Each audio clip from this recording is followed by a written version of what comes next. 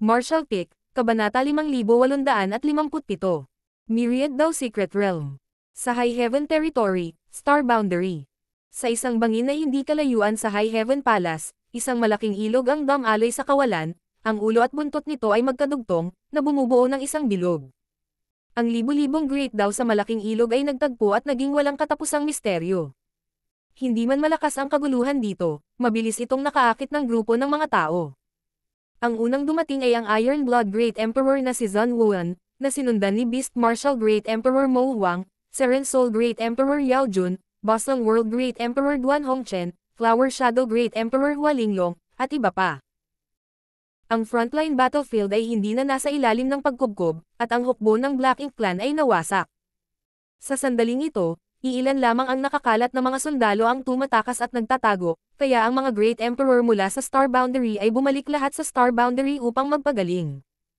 Ang mga Great Emperor ay pawang mga master na kinikilala ng Star Boundary World Great daw, kaya kung may anumang kaguluhan sa Star Boundary, natural na hindi ito makakatakas sa kanilang pakiramdam. Nang maramdaman ang sitwasyon dito, lumapit ang lahat. Sa sandaling dumating ang mga Great Emperor na ito, dumating ang dalawa pang figure at yumuko sa kanila. Ang huling dalawang dumating ay ang mga bagong silang na mga Great Emperor ng Star Boundary. Sa kasalukuyang bottleneck ng Star Boundary, sapat na ito upang ipanganak ang 14 na mga Great Emperor. Kung ikukumpara sa limitasyon ng 10 Great Emperor noon, mayroon na ngayong 4 pa. Ito ay walang alinlangan dahil sa kontribusyon ng World Tree Clone. Sa pagdami ng bilang ng mga Great Emperor at pagkamatay ng Heaven Revelation at Ice Feather, binigyan nito ang dalawang sumisikat na bituin ng pagkakataong tumaas sa antas ng Great Emperor. Sa 14 na Great Emperor, ang ilan ay hindi pa nakabalik mula sa labas ng mundo, ang ilan ay naglilinang sa pag-iisa, at ang mga nakadama ng kaguluhan ay nagtipon na rito. Sa dalawang dumating mamaya, ang isa ay pinamagatang Red Sky habang ang isa ay pinamagatang Wind Thunder. Pareho silang mga disipulo na pinalaki ng Cave Heaven Paradise, ngunit sa mga tuntunin ng background, silang dalawa ay ipinanganak at lumaki sa Star Boundary. Dahil ang dalawa sa kanila ay hindi nagtanim ng mahabang panahon, sila ay kasalukuyang nasa 7th grade Heaven Opening Realm lamang. Gayunpaman, hindi minaliit ni Zun Wuan at ng iba pa ang dalawang ito, dahil pareho silang direktang nakalusot sa 7th grade at nagkaroon ng pagkakataong maabot ang 9th grade. Bukod dito, sa kanilang katayuan bilang Star Boundary Great Emperor, tiyak na mas mabilis silang lalago kaysa sa mga ordinaryong tao. Bagamat ang dalawa sa kanila ay nakalusot lamang sa 7th grade sa loob ng ilang daang taon, pareho silang halos umabot na sa rurok ng 7th grade, kaya't hindi nagtagal bago sila nakalusot sa 8th grade. Sa sandaling ito, maraming Star Boundary Great Emperor ang natipon dito, at ang dalawang dumating mamaya ay parehong nakatingin sa ilog sa pagkamangha. Tinanong ni Red Sky, ano ang ginagawa ng Master?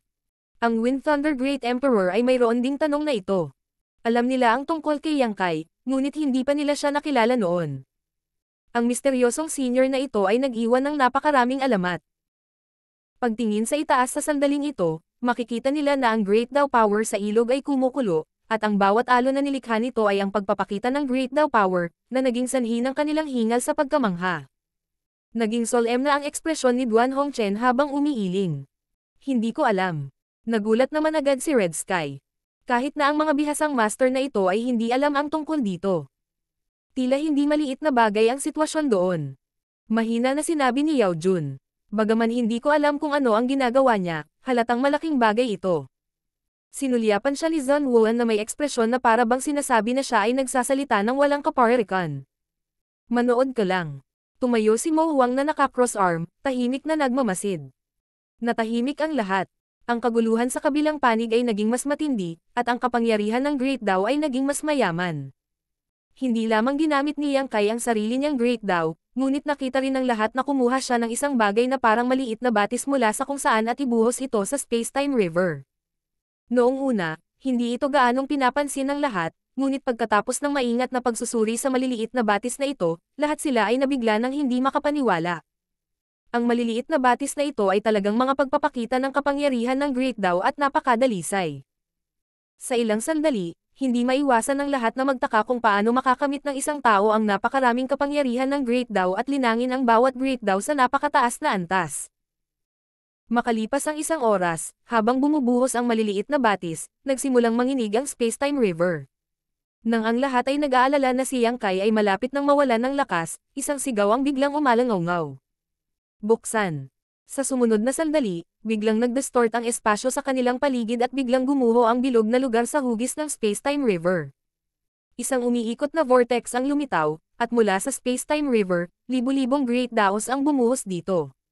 Ang tila kumukulong ilog ay unti-unting huminahon. Territory Gate. Kumunat ang noo ni Zhang Wuan. Hindi nakakagulat na sinabi niya iyon. Sa unang tingin, ang umiikot na vortex sa kawalan ay mukhang walang pinagkaiba sa isang Territory Gate. Umiling si Duan Hongchen. Sa palagay ko ay hindi, huwag kalimutan ang tungkol sa tatlong secret realm ng High Heaven Palace. Ang High Heaven Palace ay mayroong tatlong secret realms na espesyal na nilikha ni Yang Kai noong nakaraan. Sila ang Secret Realms of Time, Space, at Spear Dao's Secret Realm, na ang bawat isa ay naglalaman ng marami sa kanyang mga insight at achievement sa tatlong Great Daos na ito.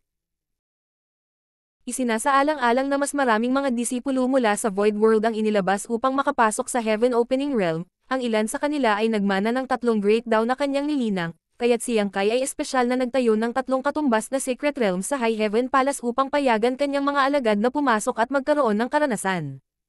Sa ganitong paraan, hindi niya kailangang personal na gabayan ang mga disipulo na Nagel-inang sa tatlong Great Dao na ito. Siyempre, hindi ito limitado sa mga alagad na nagmula sa Void World. Kung may pangangailangan, kailangan lang nilang ipaalam kay Hua Qingxi at kumuha ng pahintulot nito. Kahit na hindi sila mga disipulo ng High Heaven Palace, maaari pa rin silang pumasok. Halimbawa, maraming miyembro ng Dragon Clan ang nakapasok sa Time Secret Realm habang ang mga miyembro ng Phoenix Clan ay nakapasok sa Space Secret Realm. Para naman sa Spear Secret Realm, hindi mabilang ang mga taong pumapasok. Hindi nag-alinlangan si Duan Hongchen na may kakayahan si Yang Kai na puwersahang magbukas ng bagong Territory Gate, ngunit tila hindi na niya kailangang gawin iyon dito. Pakiramdam niya ay katulad ito ng tatlong Secret Realms na naiwan niya sa High Heaven Palace. Nang marinig ito ng lahat, nag-isip muna sila bago tumanggo. Kung ito man o hindi, malalaman natin kapag nagtanong tayo. Sabi ni Hua Linglong habang lumalakad siya pasulong at tumabi kay Yang Kai. Pagtingin sa puyo ng tubig sa kanyang harapan, tinanong niya. Ito ba ay isang secret realm? Si Yang Kai ay nakahawak sa sarili niyang Space-Time River, na tila may iniisip. Nang marinig niya ito, bumalik siya sa katinoan at tumanggo. Myriad daw secret realm. Myriad daw secret realm. Itinaas ni Hua Linglong ang kanyang kilay, iniisip sa kanyang sarili na ito ay talagang isang malaking tono, ngunit pagkatapos na isipin ito, dahil ang bagay na ito ay nilikha ni Yang Kai, gaano man kalaki ang kanyang tono, mayroon pa rin siyang mga kwalifikasyon. Para saan ito? Ipinaliwanag ni Yang Kai. Nakakuha ako ng purong Great Dao power mula sa Universe Furnace, ngunit hindi ko ito magagamit sa ngayon, kaya iniwan ko ito sa loob. Kung kailangan mo ito, maaari kang pumasok at pinuhin ito upang madagdagan ang iyong Great Dao cultivation. Sa mundo ng Universe Furnace, nakakuha si Yang Kai ng napakaraming kapangyarihan ng Great Dao, na lahat ay nakuha niya mula sa kailaliman ng Endless River. Ito ay nabuklod sa kanyang miniature universe, kaya't ang pagpapanday sa Myriad Dao Secret Realm na ito ay isang bagay na matagal na niyang naisip, ngunit pagkabalik niya mula sa dulo ng mundo, naging abala siya kaya wala siyang oras para magpahinga hanggang ngayon. Taasan ang antas ng paglilinang ng Great Dao. Nang marinig ito ng lahat, napukaw ang kanilang interes. Ang pag-unawa sa Great Dao ay napakalalim, hindi katulad ng miniature universe world force.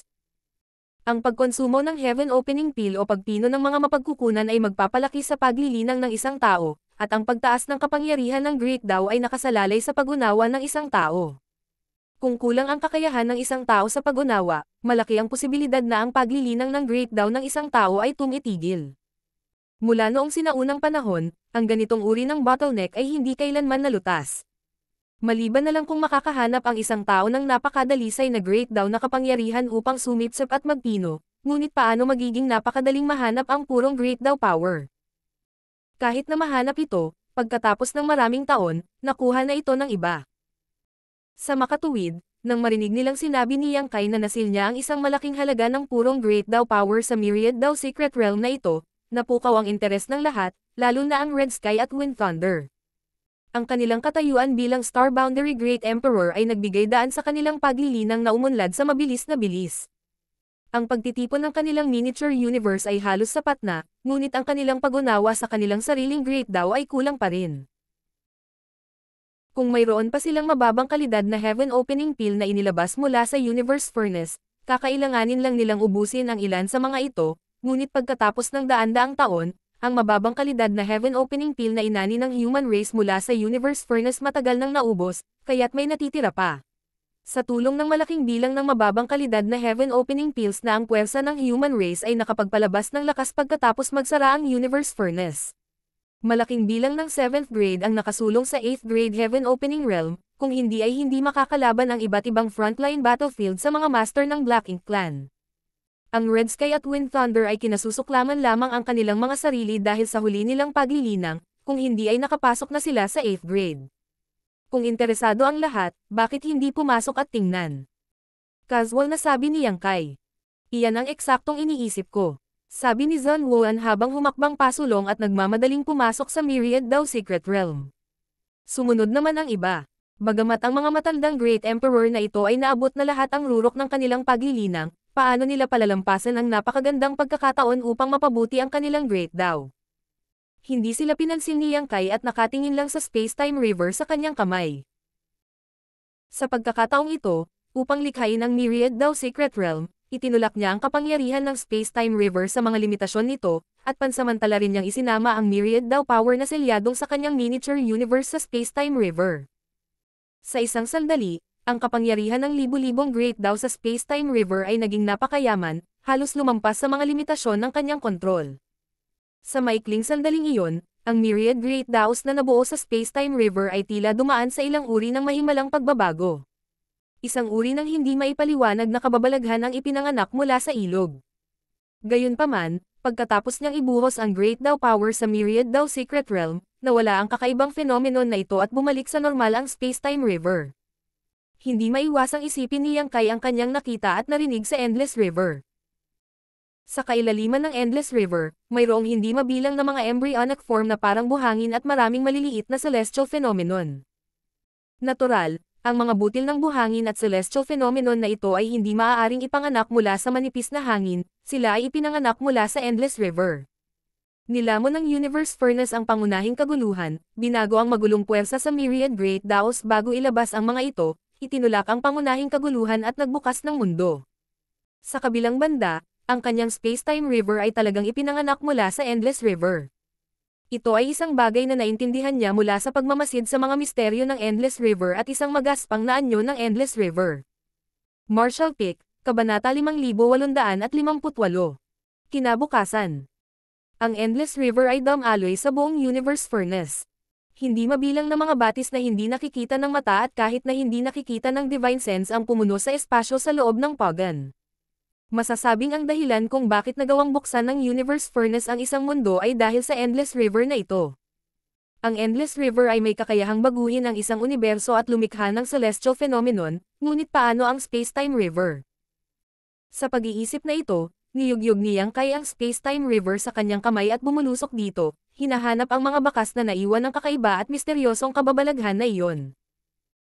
Ang Space-Time River ay batay sa Space at Time Great Dao ni Yang Kai, na pinaliit mula sa kapangyarihan ng libu-libong Great Daos. Maraming beses na itong pinasok ni Yang Kai, ngunit iyon ay upang harapin ang mga kaaway na iginuhit niya dito gamit ang Space-Time River.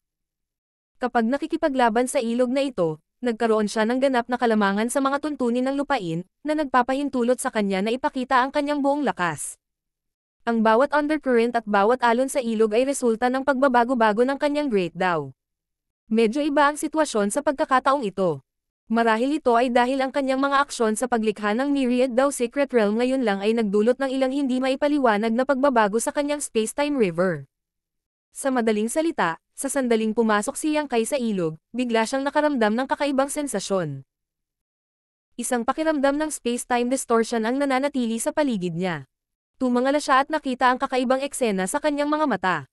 Nakita niya ang Mar-Angel na No-Return Pass. Sa loob at labas ng No-Return Pass, ang mga sundalo ng Human Race at Black Ink Clan ay nakipaglaban sa kanilang buhay sa linya, hindi mabilang na mga bangkay na nakahandusay sa kawalan. Sa mga bangkay na ito, mayroong Human Race at Black Ink Clan. Hindi mapigilan ni Yang Kai na sumimangot, hindi maintindihan kung bakit niya ito nakikita. Hindi pa siya kasali sa offensive at defensive battle sa No-Return Pass noon, so logically speaking, hindi dapat may ganoong eksena sa kanyang memorya. Higit pa rito, paano maaaring lumitaw ang mga bagay sa kanyang alaala sa Spacetime River? Ngunit hindi nagtagal, napagtanto niyang may mali. Dahil sa dinami-dami ng mga imaheng dumaan, nakita rin niya ang sariling figure na nakikipaglaban sa isang pamilyar na figure. Si Mona Ye, na naging Royal Lord. Ang mga imahe ay dumaan ng sunod-sunod, bawat isa sa kanila ay parang isang obra maestra na nilikha ng isang dalubhasa, na naglalabas ng kalunos-lunos na labanan na may katangi-tanging mga hampas at kasanayan. Sa tahimik na eksena, biglang lumitaw ang bangkay ni Mona Ye, na sinundan ng bangkay ni Mo Yu. Inokupahan ng human race cultivator ang no return pass, at masayang lumabas ang eksenang tumatakbo sila. Biglang naunawaan ni Yang Kai na ito ay hindi isang eksena mula sa kanyang mga alaala, ngunit isang labanan na magaganap sa hinaharap. Pananaw sa kinabukasan. Maaari din itong ilarawan bilang napakalaking pananaw. Naranasan ito ni Yang Kai noong una siyang lumabas sa Celestial Phenomenon C, dahil noong panahong iyon, ang kanyang kahusayan sa Space and Time Great daw ay tumaas ng husto. Nang makipaglaban siya sa Godhead Royal Lord, na-activate niya ang kanyang Sun and Moon Divine Will, na nagpapahintulot sa kanya na makita ang ilang mga eksena sa hinaharap. Maya-maya, napatunayan na talaga ang nakita niya noong mga oras na iyon. Pinatay niya ang Godhead Royal Lord na humahabol sa kanya, hinawakan ang kanyang ulo, at buong pagmamalaki na tumayo sa kawalan. Ang eksenang ito ay eksakto kung ano ang nakita niya ng maaga. Ang Heaven's Revelation Great Emperor, si Chu Chanji, na namatay sa labanan, ay sinasabing may kakayahang makita ang mga misteryo ng langit. Nakikita raw niya ang nakaraan at ang hinaharap. Siyempre, sa paghusga mula sa kasalukuyang kaharian at paglilinang ni Yang Kai, malamang na walang ganoong hindi kapanipaniwalang kakayahan si Chu Chanji. Kung gagawin niya, dapat niyang maiwasan ang maraming panganib at hindi mamatay sa larangan ng digmaan. Gayunpaman, mayroon siyang kaunting kakayahan na makakita sa mga misteryo ng langit, kung hindi, hindi sana siya pinangalan ng Heaven's Revelation. Kung ikukumpara noong unang lumabas si Yang Kai mula sa Celestial Phenomenon C, ito man ay ang kanyang cultivation o ang kanyang sariling Great Dao attainments, pareho silang bumuti ng malaki. Ang Spacetime River ay nabuo mula sa Great Dao of Space and Time, kaya hindi nakakagulat na makita ni Yang Kai ang mga misteryo ng mundo kapag siya ay nasa malalim na ilog. Hindi nagulat si Yang Kai na nasakop nila ang Northern Pass. Sa kasalukuyang lakas ng human race, kung sila ay walang habas na aatake, tiyak na may baba nila ang No-Return Pass, ngunit ang presyo na kailangan nilang bayaran ay hindi maliit. Kahit na pagkatapos na makita ang ganoong hinaharap, ang mood ni Yang Kai ay hindi masyadong nagbabago. Kung hindi man lang nila may baba ang Northern Pass, ano ang silbi ng isang ekspedisyon sa Primordial Heaven Source Grand Restriction? Ang tunay na punto ng pagpapasya ng digmaan ng human race at Black Ink Clan ay ang Primordial Heaven Source Grand Restriction. Sa Spacetime River, ang Great Dao of Space at Time ay yumanig ng mas malakas, ang mga kumikislap na larawan na patuloy na lumilitaw sa paningin ni Yang Kai. Unti-unting naging solemn na ang ekspresyon ni Yang Kai. Dahil sa sumunod na eksena, maraming eksenang ayaw niyang makita. Sa labas ng Primordial Heaven Source Grand Restriction, isang malaking labanan ang malapit ng sumiklab. Ang hukbo ng Black Ink Clan ay parang tsunami, kasama ang Black Ink Giant Spirit God na dumaraan sa kanila. Ang mga daanan ng bundok ay naging mga guho, at sa mga guho, hindi mabilang na mga bangkay ng mga masters ng human race ang lumulutang. Nakita pa ni Yang Kai ang maraming pamilyar na mukha. May isang larawan din ng isang mahabang puting Divine Dragon, ang katawan nito ay punit-punit, ang kaliskis ng dragon nito ay ganap na nawasak, na lumulutang sa hangin. Si Fu Guang iyon. Sa isa pang larawan, sa isang mundong puno ng Black Ink Strength, mayroong isang plaque na may nakasulat na High Heaven Palace, natatakpan ng alikabok, at sa isang sulok ng larawan, ang nagtataasang at malalaking sanga at dahon ay nalaglag at namatay. Ang huling eksenang nakita niya ay isang mountain pass na patungo sa kailaliman ng void, na parabang sinusubukan nitong tumakas hanggang sa dulo ng mundo. Sa loob ng mountain pass, ang lahat ng nabubuhay na human race ay natipon, at sa likod ng mountain pass, isang itim na figure ang humahabol dito na parang uod. Sa eksena, ang nakaligtas na human race sa mountain pass ay nakasuot ng takot na mga ekspresyon. Ang itim na figure na humahabol sa kanila ay may hawak na Asher Dragon Spear sa kanyang kamay. Agad na namamanhid ang anit ni Yang Kai. Kahit na ang itim na figure ay ganap na natatakpan ng itim na tinte na aura, na ginagawang imposibleng makita ang kanyang anyo o hitsura, ang sibat ay pamilyar pa rin sa kanya. Ito ba ang kinabukasan ng human race? Sa sandaling ito, biglang naramdaman ni Yang Kai na malapit na siyang mag-collapse, hindi sinasadyang tumalon palabas ng Spacetime River. Pagkaraan ng ilang saglit na tumahimik, lahat ng nangyari kanina ay naglaho na parang isang ilusyon. Sa sandaling ito lamang niya natuklasan na ang kanyang Great Daw ay lubhang naubos. Tila ang kanyang kakayahang makakita sa mga misteryo ng langit ay hindi walang bayad. Dahil sa pagkonsumo ng kanyang Great Daw, halos hindi mapanatili ng space-time river ang sarili nito, kaya mabilis na ginamit ni Yang Kai ang kanyang lakas upang patatagin ito bago umupo na naka-cross-legged na may solemn na ekspresyon. Ang eksenang nakita niya sa labas ng Celestial Phenomenon Sea sa lahat ng mga taon ay nagkatotoo. Matagumpay niyang napatay ang Royal Lord na humahabol sa kanya sa loob ng maraming taon gamit ang kanyang 8th grade Heaven Opening Realm Cultivation. Ang unang kalahati ng biglaang pag-iintindi sa hinaharap ay katanggap-tanggap, ngunit ang ikalawang kalahati ay mahirap tanggapin. Alam niya na magkakaroon ng mapait na labanan sa labas ng Primordial Heaven's Source Grand Restriction, kung saan ang Human Race at Black Ink Clan ay lalaban hanggang kamatayan. Ito ay isang labanan na may kinalaman sa kaligtasan ng kanilang buong lahi. Naghanda rin siya sa pag-iisip para sa pagkatalo ng human race. Kung talagang dumating ang araw na iyon, ang orihinal niyang plano ay pangunahan ang nabubuhay na human race upang tumakas sa dulo ng mundo at ibalik ang kanilang lakas bago bumalik. Sa anumang kaso, wala sa kasalukuyang 3,000 mundo na hindi niya maaaring isuko. Gayunpaman, ang eksenang nakita niya sa Space-Time River ay lubhang kakaiba. Isinasantabi ang kinalabasan ng dalawang karera, mayroon siyang World Tree clone na tinatakan ang kanyang miniature universe, kaya paano siya naging isang Black Ink disciple? Siyempre, hindi ito imposible. Walang nakakaalam kung gaano kalakas ang tunay na katawan ni Mo, ang Black Ink. Kung ang tunay na katawan ng Black Ink ay aatake sa kanya, ang World Tree clone ay maaaring hindi kinakailangang maprotektahan ang miniature universe. Iyon ba talaga ang kinabukasan ng human race at ng kanya? Ang gayong kinabukasan ay talagang mahirap tanggapin. Bagamat mabigat ang kalooban ni Yang Kai, hindi ito nawalan ng pag-asa. Sa huli, ito ay isang piraso lamang ng kanyang pananaw. Kung mangyayari ba talaga o hindi, walang makapagsasabi. Kung ito ay talagang isang bagay na mangyayari sa hinaharap, maaari lamang niyang personal na masira ito sa kanyang sarili. Pinapakalma ang sarili, hindi napigilan ni Yang Kai na mapabuntong hininga.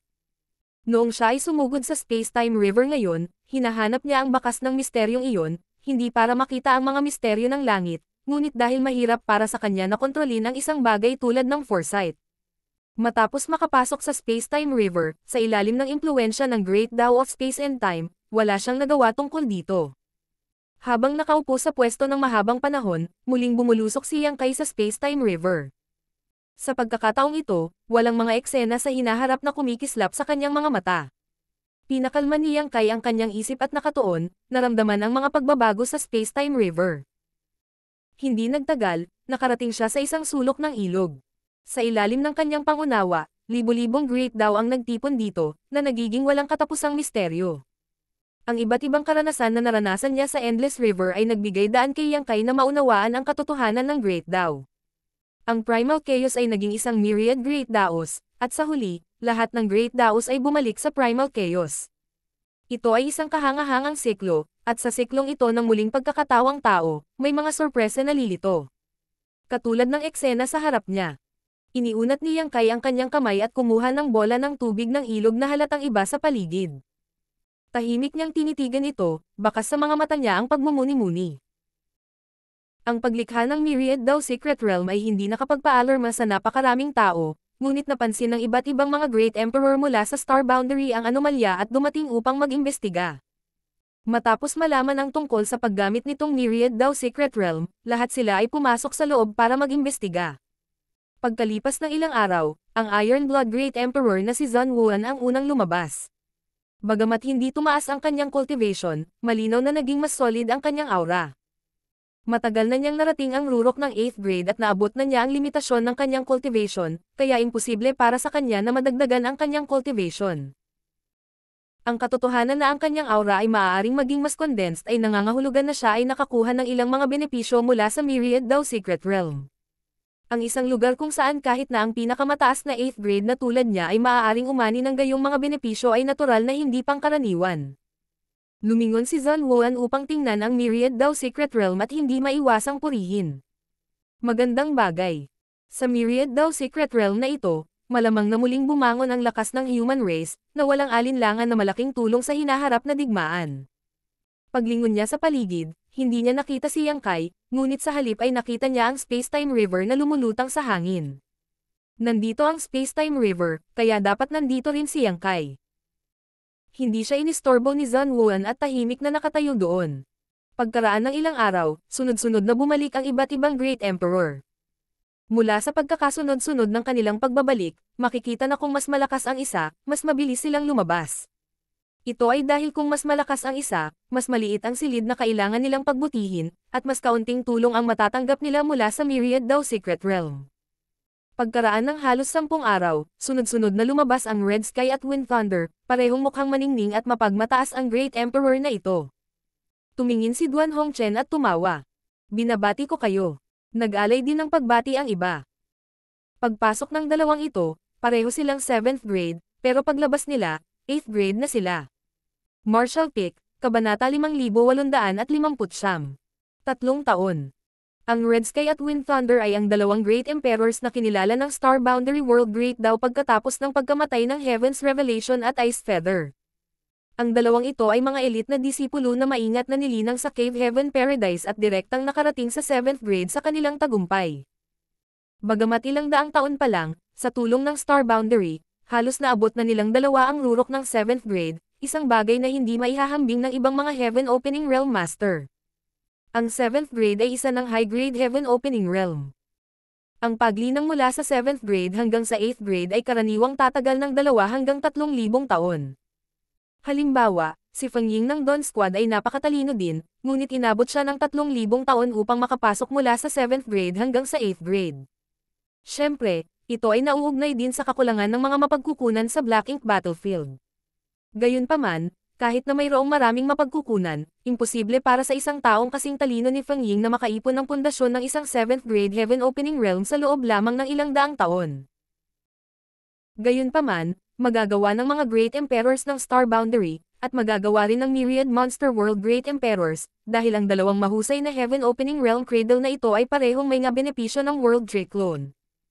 Ang World Force ay napakayaman, at ang paglilinang gamit ang kapangyarihan ng Universe World ay maaaring lubos na paikliin ang akumulasyon ng isang tao.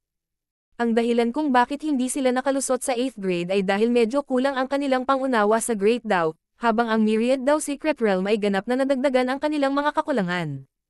Nang ang pundasyon at mga tagumpay ng miniature universe sa Great Dao ay umabot sa isang tiyak na antas, ang pagsulong mula sa 7th grade tungo sa 8th grade ay natural na isang bagay na syempre. Naglakad silang dalawa palabas ng Myriad Dao Secret Realm at natural na nagpapasalamat sila kay Yang Kai. Sa una, gusto nilang pasalamatan siya ng personal, ngunit si Yang Kai ay tila nalubog sa Space-Time River at nawala. Gaano na siya katagal?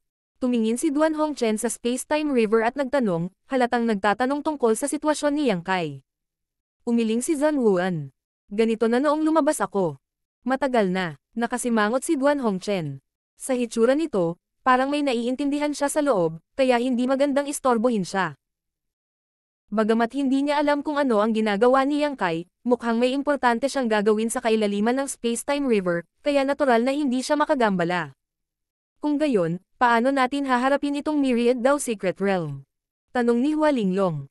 Matapos subukan ang mga benepisyo ng Myriad Dao Secret Realm, malalaman ng sino man na ang bagay na ito ay isang mahalagang kayamanan sa human race at maaaring mapataas ang lakas ng isang cultivator sa maraming dami sa maikling panahon. Gayunpaman, ang bagay na ito ay nilikha ni Yang Kai, kaya kung wala ang kanyang pahintulot, walang makakagawa ng desisyon. Iulat natin ito sa Head Office Division. Sabi ni Zhan Wuan pagkatapos ng ilang sandali ng katahimikan. Dahil nilikha niya ang Myriad Dao Secret Realm sa oras na ito, dapat ay mayroon siyang ilang intensyon na tulungan ang human race. Gayunpaman, kahit na ang kapangyarihan ng Great Dao sa loob ay sagana, hindi ito walang limitasyon. Kung iuulat natin ito sa Head Office Division at hayaan si Chief Mi na magdesisyon, maaari niyang payagan ang ilang taong may potensyal na gamitin ang kanilang mga merito sa labanan upang makipagpalitan ng lugar na makapasok. Nang marinig ito ng lahat ay tumanggo silang lahat. Ito ay isang magandang plano. Bagamat maaari nilang hintayin si Yang Kai na harapin ang bagay na ito, walang nakakaalam kung kailan siya lalabas sa pag-iisa. Sa ngayon, ang human race ay napipilitin ng oras, kaya kung magagamit nila ang Myriad Dao Secret Realm sa lalong madaling panahon, ito ay magiging kapaki-pakinabang. Pupunta ako sa punong tanggapan. Sabi ni Zhang Wuan bago pumanhik sa langit at mabilis na nawala. Pagkaalis niya, sinabi ni Duan Hongchen. Mananatili ako rito at magbabantay sa kanila, magagawa mo ang gusto mo. Tumanggo ang lahat at naghiwa-hiwalay. Pagkalipas ng ilang araw, kumalat ang balita tungkol sa Myriad Dao Secret Realm at nakakuha ng interes ng maraming human race masters. Ang Secret Realm na ito, na naglalaman ng purong Great Dao Power, ay masasabing may malaking pakinabang sa bawat human race cultivator.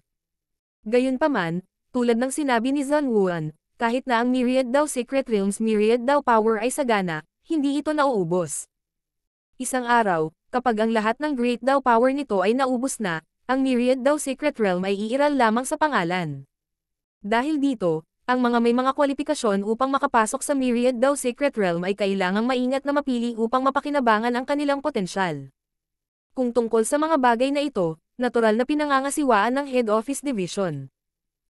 Dahil dito, personal na pumunta si Mi Jinglan sa Myriad Dao Secret Realm para imbestigahan ang sitwasyon. Bago siya umalis, ngumiti siya ng mapait at nagreklamo kay Duan Hongchen, na nagbabantay sa lugar na ito, na binigyan siya ni Yang Kai ng isang mahirap na problema. Kamakailan, ang Head Office Division ay nagtitipon ng mga tao para ayusin ang Pure Yang Pass na ibinalik ni Yang Kai, kaya nakakonsumo sila ng maraming mapagkukunan. Sa kabutihang palad, sinamantala ni Yang Kai ang Black Ink Clan, kung hindi ay mahirap ayusin ang Mountain Pass. Bukod dito, naaga ng hukbo ng human race ang 3,000 mundo at nanalo ng isang mahusay na tagumpay, kaya kailangan din nilang gantimpalaan sila ng malaking halaga ng mga mapagkukunan. Bukod dito, ang Void Guard ay nangangailangan din ng malaking halaga ng mga mapagkukunan upang mag-set up ng isang space array. Ang kasalukuyang ni Jinglan ay parang isang matalinong kasambahay na kailangang maingat na kalkulahin ang bawat mapagkukunan. Sa paglipas ng panahon, mas maraming tao ang nagsimulang pumasok at lumabas sa pasukan ng Myriad Dao Secret Realm, bawat isa sa kanila ay napuno ng pag-asa, bawat isa sa kanila ay umalis na may mataas na espiritu, halatang marami silang natamo mula sa Myriad Dao Secret Realm. Nakikita ng bawat cultivator na nagpunta rito na sa tabi ng Myriad Dao Secret Realm, mayroong isang mahabang space-time river na nagpasindek sa lahat sa pagkamangha. Pagkatapos ng lahat, ito ang pagpapakita ng purong kapangyarihan ng Great Dao. Sa maraming 9th grade human race master, isa lang sa kanila ang makakamit ito.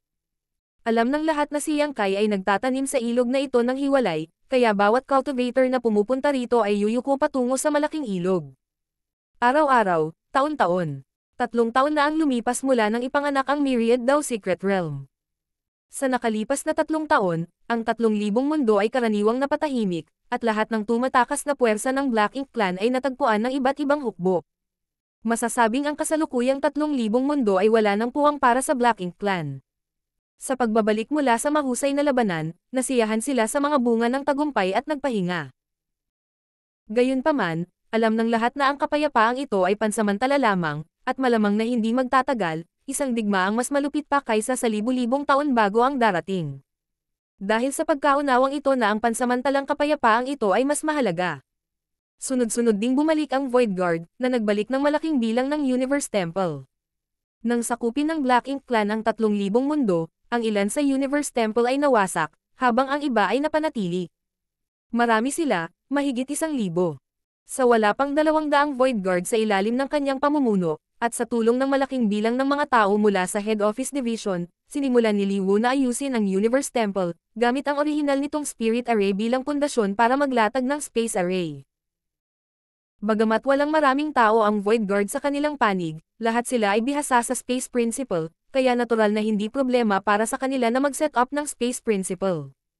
Sa malaking halaga ng mga mapagkukunan na namuhunan, ang mga resulta ay makikita sa lalong madaling panahon. Kahit sa mapayapang panahon na ito, mayroon pa ring mga taong naghahanda para sa paparating na digmaan. Sa tabi ng Myriad Dao Secret Realm, maraming cultivator na ipinagpalit ang kanilang mga merito sa labanan para sa mga kwalifikasyon para makapasok sa Secret Realm ay natipon sa mga grupo ng 3 o 5, naghihintay na makapasok. Dahil dito, maraming cultivator ang natipon dito. Kahit na walang ingay, ang kanilang divine sense na komunikasyon ay napakadalas. Biglang nawala ang lahat ng tunog, pati ang komunikasyon ng divine sense ay nawala. Lahat ng mata ay lumingon sa direksyon ng Space-Time River. Sa kabilang panig, ang Space-Time River, na naging kalmado sa loob ng 3 taon, ay biglang nagsimulang gumalaw. Ang mga alon ay gamulong at isang figure ang lumabas mula sa mga alon. Pagkatapos ng 3 taong pagninilay-nilay, medyo marami na ang natamo ni Yang Kai. Naisip na niya ang ilan sa kanyang mga pag-aalinlangan at kahit na hindi malinaw na nagbukas ng bagong pinto, ngunit sa ngayon, hindi niya matukoy kung ano ang nasa likod ng bagong pintong ito. Sa huli, ang lahat ay dahil ang kanyang mga natamo sa Great Daw ay hindi sapat. Ang mga nakamit ni Yang Kai sa Space and Time Great Daw ay umabot na sa 8th stage. Para sa iba pang Great Daw, ang ilan ay mataas, ang ilan ay mababa, ang mataas ay nasa 7th grade stage at ang mababa ay nasa 4th stage hanggang 5th stage. Si Yang Kai ay may mahinang pakiramdam na kung ang kanyang mga natamo sa kapangyarihan ng kanyang Great Daw ay uunlad pa, lalo na kapag ang kanyang Space at Time Great Daw ay umabot sa 9th stage, maaari niyang makita ang mga bagay ng mas malinaw. Gayunpaman, ang kanyang pangunawa sa pagkakataong ito ay nagbigay daan sa kanyang mga natamo sa iba't ibang Great Daw na umunlad, lalo na ang kanyang Great Daw of Space and Time, na tila nasa bingit ng paglusot sa 9th stage anumang sandali. Masasabing pagkatapos ng 3 taong pag-unawa, marami na siyang natamo. Pagbati, Sir.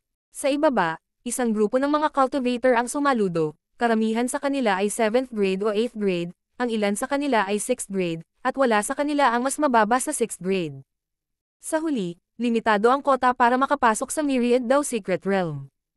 Upang mapataas ang kabuuang lakas ng human race hanggat maaari, ang Head Office Division ay maaari lamang pumili ng ilang mga sundalong may mas malaking potensyal at bigyan sila ng mga kwalifikasyon para makapasok sa Secret Realm.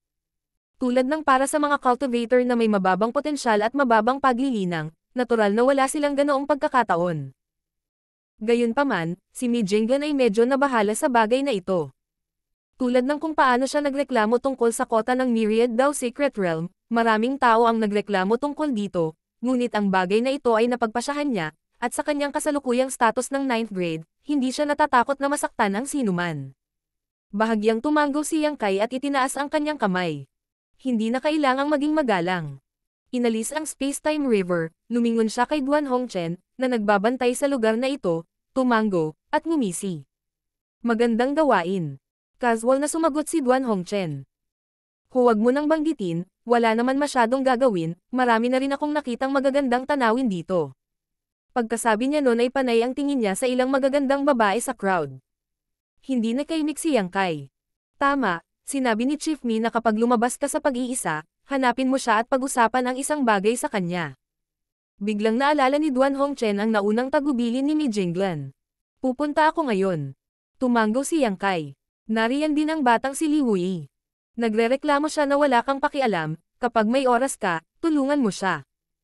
Nakuha ko. Casual na tugon ni Yang Kai bago humakbang pasulong at nawala ng walang bakas. Sa gitna ng karamihan, marami sa mga Panginoon ng 8th grade ang nagsusuot ng gulat na mga ekspresyon. Bagamat ang human race ay walang maraming masters ng 9th grade ngayon, mayroon man lang iilan sa kanila. Bilang isang 8th grade Heaven Opening Realm Cultivator, nakipag-ugnayan sila sa ibang mga 9th grade master, ngunit wala ni isa sa kanila ang nakarating at nakaalis ng walang bakas tulad ni Yang Kai. Pagkaalis ni Yang Kai, sumulyap pa si Duan Hongchen sa magagandang tanawin bago nag-aatubili na umalis. Nanatili siya rito upang protektahan si Yang Kai, ngunit ngayong lumabas na si Yang Kai sa pag-iisa, hindi na siya kailangang manatili. Marshall Pick, Kabanata 5860. Kaayusan. Sa Head Office Division, dumating si Yang Kai ayon sa schedule at mabilis na pumasok sa side hall. Agad itong napansin ni Mi Jinglan at nagpadala ng voice transmission sa kanya, na hinihiling sa kanya na maghintay sandali. Matapos ang kanyang ginagawa, pumasok siya na may pagod na mukha at umupo sa tabi ni Yang Kai, itinaas ang kanyang kamay para kumatok sa tasa ng tsaa sa tabi niya. Ngumisi si Yang Kai at binuhusan siya ng isang tasa ng tsaa. Ininom ni Mi Jinglan ang lahat sa isang lagok bago nagpakita ng nasisiyahang tingin. Pagkatapos ng mahabang katahimikan, biglang ibinuka ni Mi Jinglan ang kanyang bibig at sinabing, bagaman walang labanan, maraming bagay na walang kwenta na dapat asikasuhin, at wala akong kasamang magaling na katulong. Kung wala ka ng ibang gagawin, bakit hindi ka pumunta sa head office para tumulong? Si Yang Kai ay humigop ng kanyang tsaa at tumingin sa labas ng bulwagan, casual na sinabi.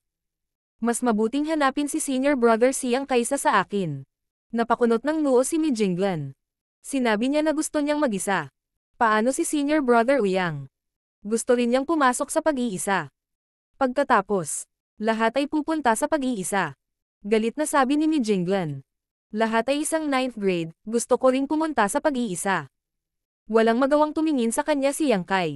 Kailangang may gumawa nito, Senior Brother Mi, ikaw ang pinakamahusay na kandidato. Saglit na huminto, nagpatuloy siya. Huwag kang masyadong ma-pressure, hindi madali para sa human race na umabot sa puntong ito. Sa hinaharap, anuman ang tagumpay o kabiguan, gawin lang ang iyong makakaya. Halos naiintindihan niya ang mood ni Mi Jinglan. Ngayong nabawi na ng human race ang 3,000 mundo, ang sitwasyon ay naging mas mabuti, ngunit iyon ay sa ibabaw lamang. Ang sumunod na labanan ang susi sa buhay at kamatayan. Kung hindi nila malalampasan ang balakid na ito, ang lahi ng tao ay magiging isang hakbang na palapit sa tagumpay, ngunit kung hindi nila magagawa, lahat ng dati nilang pakinabang ay mawawala. Bukod dito, kung gusto nilang masakop ang no-return pass, kailangan nilang tapusin ito ng mabilis. Ang human race ay hindi kayang makisali sa isang matagalang digmaan, bukod pa sa iba pang mapagkukunan. Bilang tunay na pinuno ng Human Races Head Office Division, si Mi Jinglan ay nasa ilalim ng hindi maisip na panggigipit. Kahit na siya ay isa ng 9th grade, ang pressure na ito ay mahirap tiisin.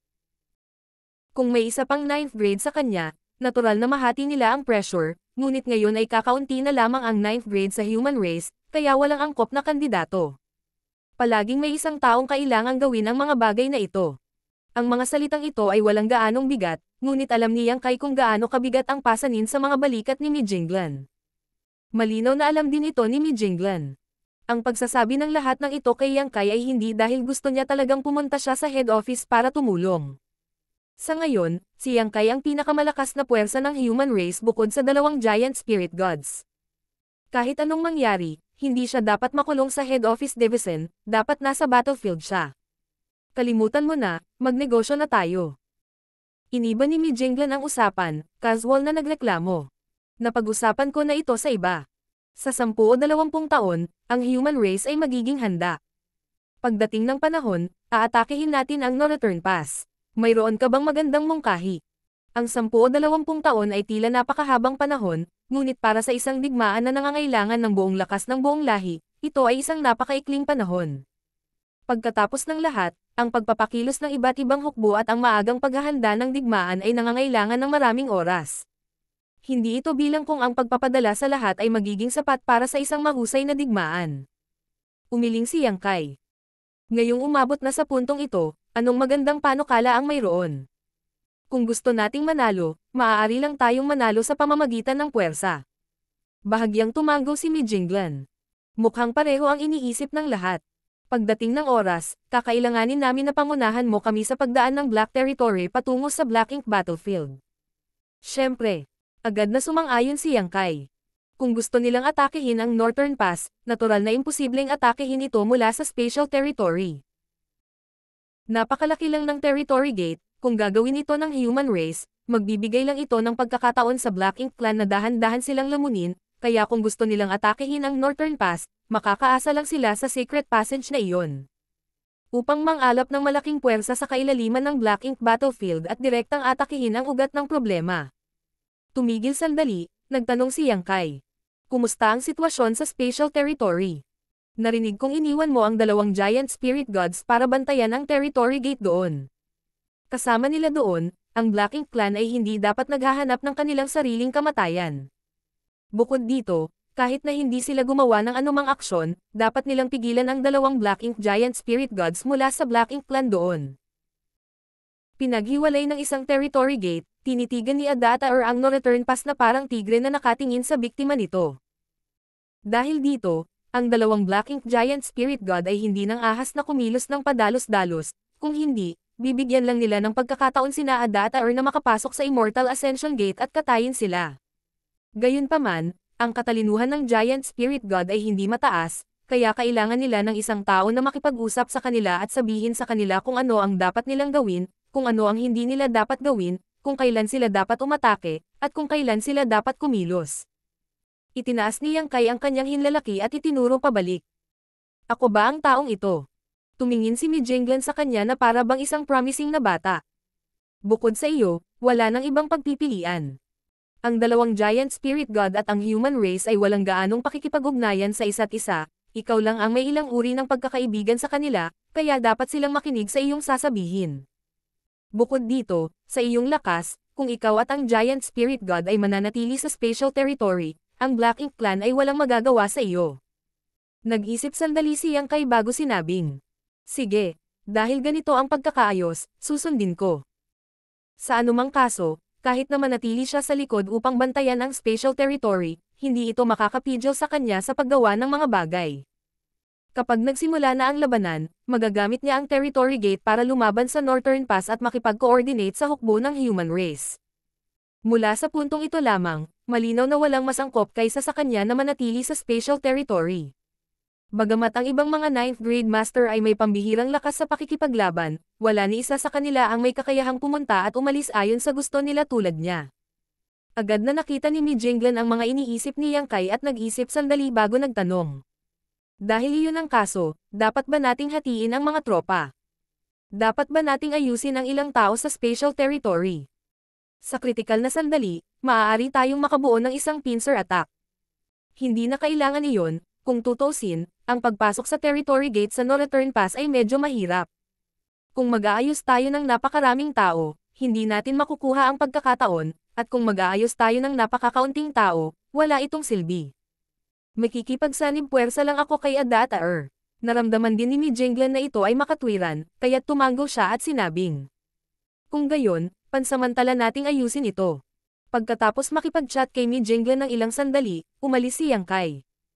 Bago umalis, inimbestigahan din ni Yang Kai ang sitwasyon ng Puryang Pass. Sa nakalipas na ilang taon, ang Puryang Pass ay sumasailalim sa maintenance at na-reconstruct na, ngunit ang nawasak na spirit arrays at artifact ay kailangang ilipat upang maipakita nila ang tunay na kapangyarihan ng Puryang Pass, na nangangailangan ng malaking halaga ng mapagkukunan at oras.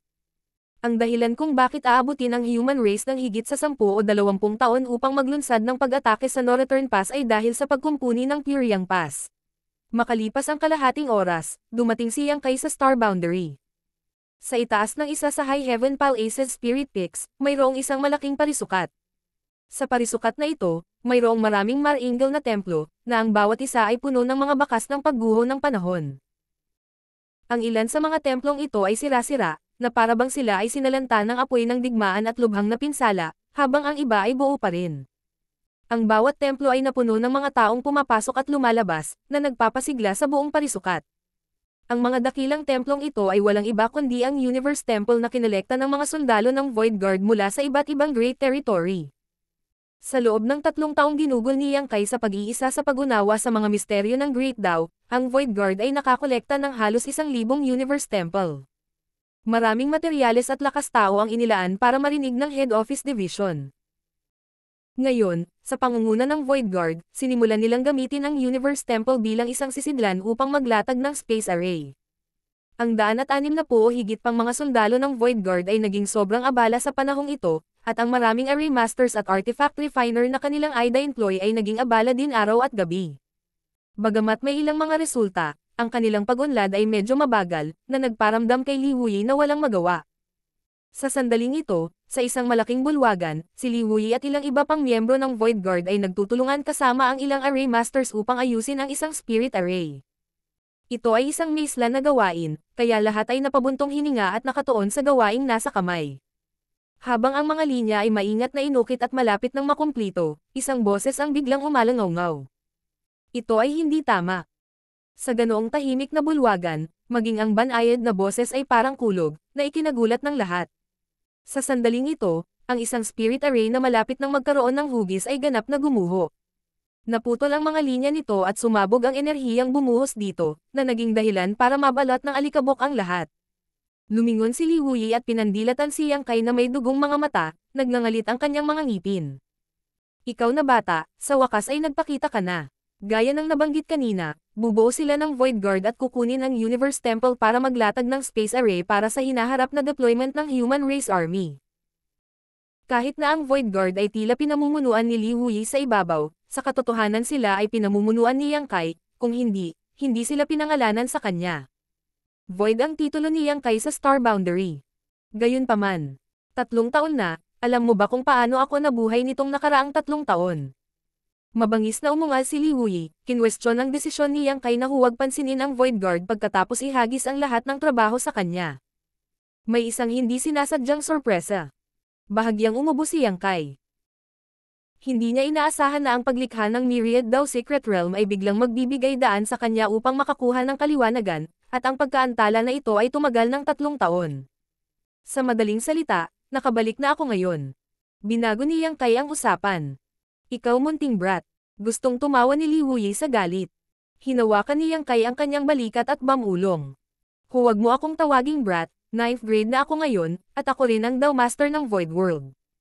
Kung iyan ang tawag mo sa akin, ano ang iisipin ng mga alagad? Hindi mapigilan ni Li Wuyi na imulat ang kanyang mga mata, ngunit pagkatapos pag-isipan ito ng mabuti, napagtanto niya na hindi niya dapat ginawa iyon.